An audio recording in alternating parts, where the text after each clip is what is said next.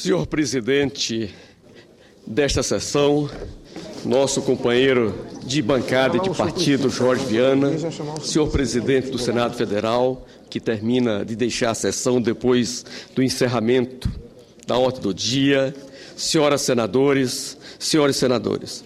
Eu quero, senhor presidente, inicialmente agradecer o papel dos líderes, das senadoras, dos senadores, que na sessão de ontem nos permitiu concluir a votação da medida provisória 621, que tratou da política de mais médicos.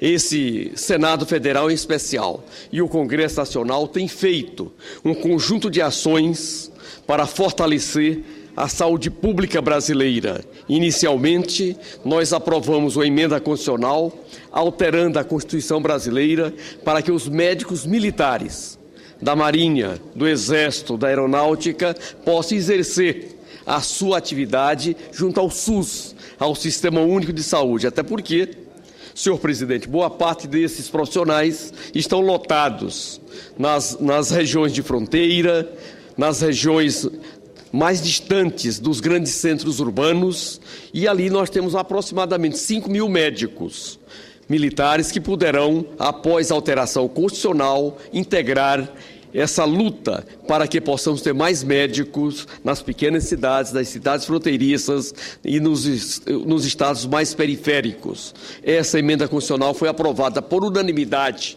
aqui no Senado Federal, está em tramitação na Câmara Federal e, em entendimento com as lideranças na Câmara Federal, eles estão montando um calendário especial para votar o quanto antes esta PEC que vai permitir a mais de 5 mil médicos militares poderem exercer as suas atividades. Ontem, como eu havia dito, com a aprovação da política para mais médicos, nós estamos superando um conjunto de dificuldades que tínhamos na sua contratação, na sua vinculação aos vários setores da economia brasileira, da remuneração e no sistema de saúde pública brasileira. Inicialmente, nós vinculamos um conjunto de médicos brasileiros que tinham interesse de integrar esse programa.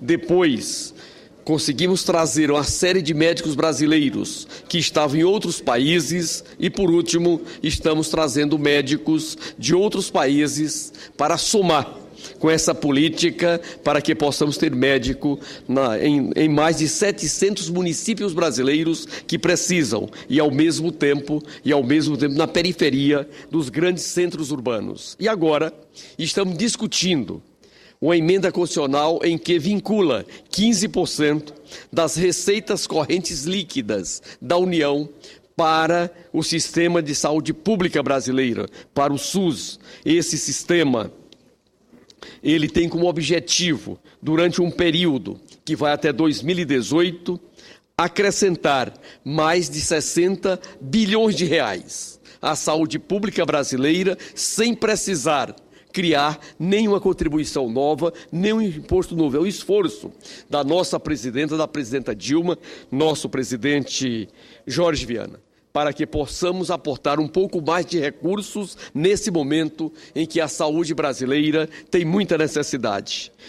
O sistema anterior que nós tínhamos de participação dos entes do Pacto Federativo para com a saúde pública não vinculam as receitas correntes líquidas desses entes do Pacto Federativo, ou seja, dos 5.564 municípios e também dos 26 estados e do Distrito Federal. Nós, no caso concreto da União, estamos vinculando todos os recursos que dizem respeito às receitas brutas, as receitas patrimoniais e um conjunto de outras rubricas que vêm a somar o repasse e a vinculação desses recursos. É preciso registrar de que esse sistema não altera o atual critério, o atual sistema em que os nossos municípios, nossos estados aplicam. Eles continuarão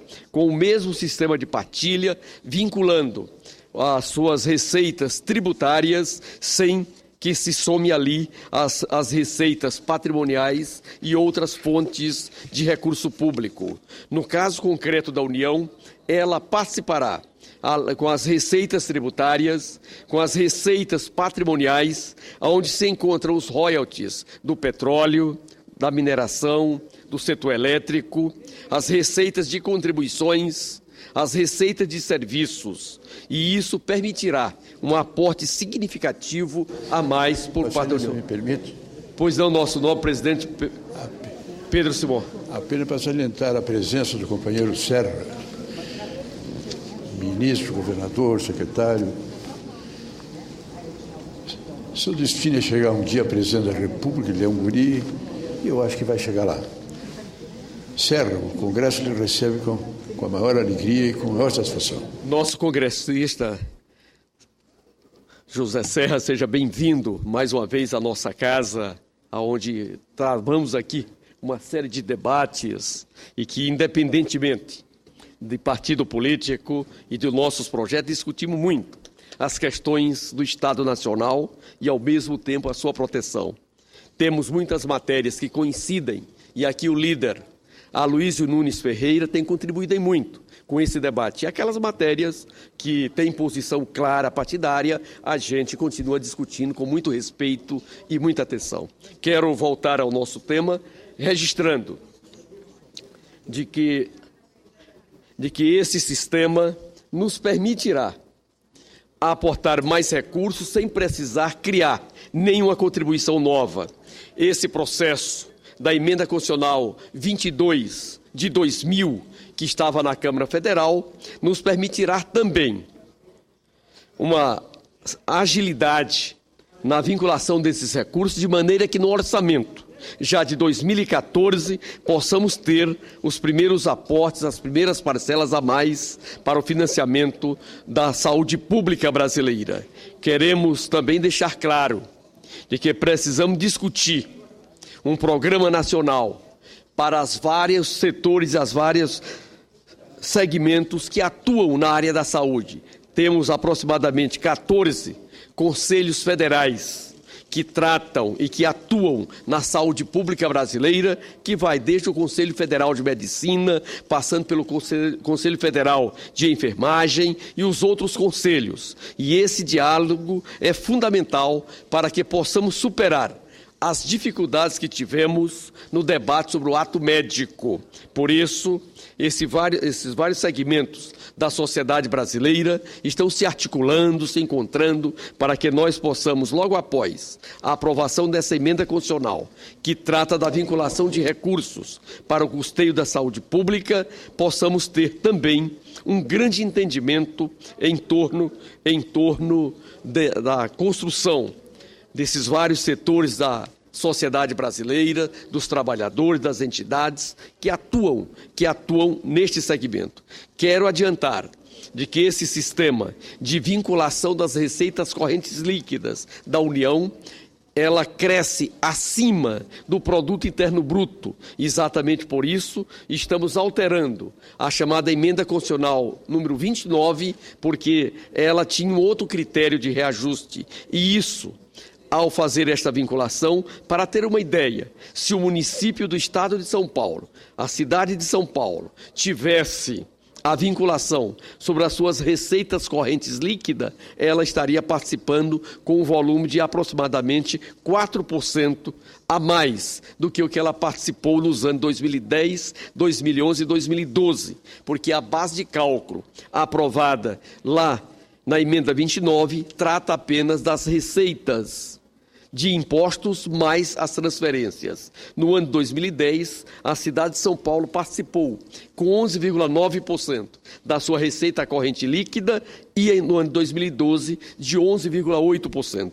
E aqui, quanto mais rico o município, quanto mais receita própria ele tem, menos recursos ele participa no custeio e no financiamento da saúde pública daquele município. O município do Rio de Janeiro, no estado do Rio de Janeiro, em 2010, participou apenas com 9,1% da sua receita corrente líquida e em 2012 com 9,3%. É evidente que esse debate da vinculação da receita corrente líquida não estamos fazendo neste momento para os municípios e para os estados, mas precisamos chamar a atenção, porque a cidade de Santa Maria, lá no Rio Grande do Sul, em 2010, a sua participação da receita corrente líquida foi de apenas 9,4%. E em 2012, de 10,2% e não os 15%, como a União está fazendo. Já o município de Humaitá, no Amazonas, lá em 2010, participou apenas com 7,3% da sua receita corrente líquida e em 2012 com 7,6% das receitas correntes líquidas. Mas nós temos também os pequenos municípios, aqueles que têm pouca receita própria e que vive basicamente das transferências constitucionais. Para esses, há um estrangulamento muito forte. Tem situação que chega a 20%, 22%, 25% das suas receitas correntes líquidas. Por isso, nós precisamos, no momento posterior, também fazer esse debate com as entidades representativas dos municípios, com as entidades representativas dos governos estaduais. Para ter uma ideia, o Estado de São Paulo, em 2010, participou com 9,5% da sua receita corrente líquida e em 2012 com 9,8%, enquanto a União está elevando para 15% das suas receitas correntes líquidas. E um dos estados mais pobres da federação, que é o estado de Alagoas, em 2010 participou com 10,6% das suas receitas correntes líquidas e, em 2012, com 11,1% das suas receitas correntes líquidas. Portanto, esse debate da saúde pública, que é feito por todos os setores da sociedade brasileira, por suas entidades representativas, por os mais variados meios de comunicação, veio para a agenda política e o Congresso Nacional está contribuindo para construir saídas e, com isso, permitir que a nossa saúde, além de chegar aos vários setores da sociedade brasileira, também tenha uma melhoria, uma qualidade melhor. E, para isso, o Congresso Nacional também já aprovou uma medida provisória em que resolve o grave problema das instituições filantrópicas e das Santas Casas de Misericórdia. Essas duas instituições, que são muito importantes para a saúde brasileira, que já teve papel decisivo na fase em que a União não tinha uma organização maior sobre essa temática da saúde. E essas instituições estão sendo chamadas e, ao mesmo tempo, correspondendo, e nós estamos resolvendo totalmente a sua questão de atualização das suas obrigações tributárias. Fizemos um sistema de parcelamento, de negociação bastante significativo e estamos agora alterando também os repasses para suas atividades, até porque as Santas Casas e as instituições filantrópicas atuam principalmente no setor da média complexidade e requer de todos nós, nesse momento em que estamos interiorizando a presença do médico, também ter essas instituições como suporte para atender melhor as nossas famílias. Ao mesmo tempo, estamos construindo um conjunto de unidades básicas de saúde com recursos no orçamento da União, convidando os municípios para agilizarem a recuperação, a reforma das suas unidades básicas de saúde, a construção de outras, de maneira que nós possamos chegar a um processo de organização e de estruturação para melhor atendimento e, para isso, o Ministério da Saúde está aportando um valor significativo de recursos. Os municípios estão muito empenhados nesse sistema e a grande preocupação dos municípios é com o custeio dessas unidades básicas de saúde e, para atender a essa demanda, o Congresso Nacional, o Senado Federal e a Câmara dos Deputados estão discutindo a vinculação de 50% das emendas individuais de cada congressista, dos 513 deputados federais, dos 81 senadores, para que possamos destinar a metade do volume desses recursos para também o custeio dessas unidades básicas de saúde vinculada a cada município.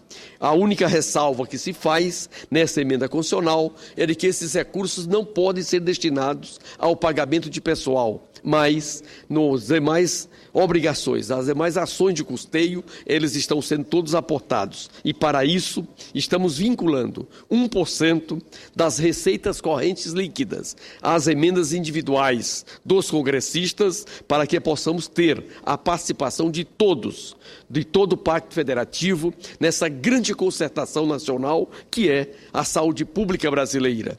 Nós tínhamos também um gravíssimo processo de atendimento na Previdência Social. No segundo governo Lula, enfrentamos esse problema. Eu fui ministro da Previdência, conseguimos alterar uma série de indicadores e a Previdência Pública hoje ainda não é o que a sociedade quer, mas melhorou muito. E agora estamos fazendo o mesmo processo com a saúde pública.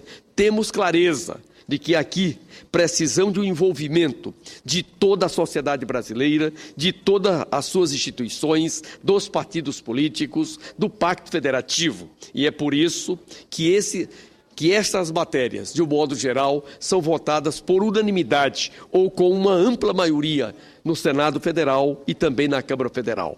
Volto a registrar de que a PEC, a proposta de emenda constitucional, que trata de autorizar os médicos militares a fazerem atendimento pelo Sistema Único de Saúde, foi aprovada por unanimidade no Senado Federal e o debate na Câmara Federal também caminha no mesmo sentido.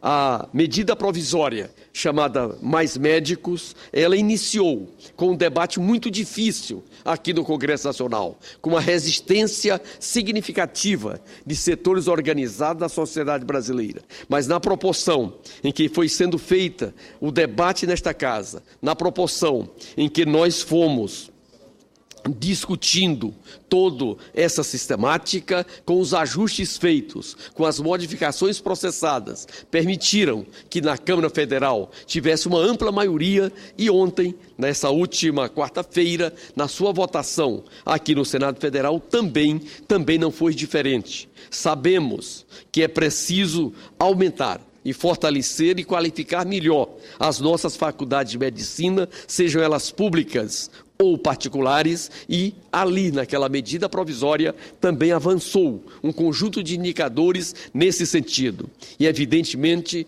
que o Congresso Nacional fez esse debate respeitando a autonomia universitária, e esse tema é fundamental para que as nossas instituições possam compreender melhor a sua macro-região, a região onde cada uma delas atuam, e, a partir dali, dentro da sua autonomia universitária, possa fixar as suas metas, os seus objetivos, as suas avaliações e as suas prioridades. E é exatamente isso o que nós resguardamos e asseguramos na aprovação da chamada medida provisória de Mais Médico, ou seja, de número 621. Por isso, senhor presidente, nós sabemos que a saúde brasileira ainda precisa avançar muito, mas o Congresso Nacional, juntamente com o Poder Executivo, com a sociedade brasileira, tem contribuído em muito nesse debate. Por isso, eu tenho certeza de que a nossa saúde terá um salto de qualidade. Por isso, senhor presidente, muito obrigado,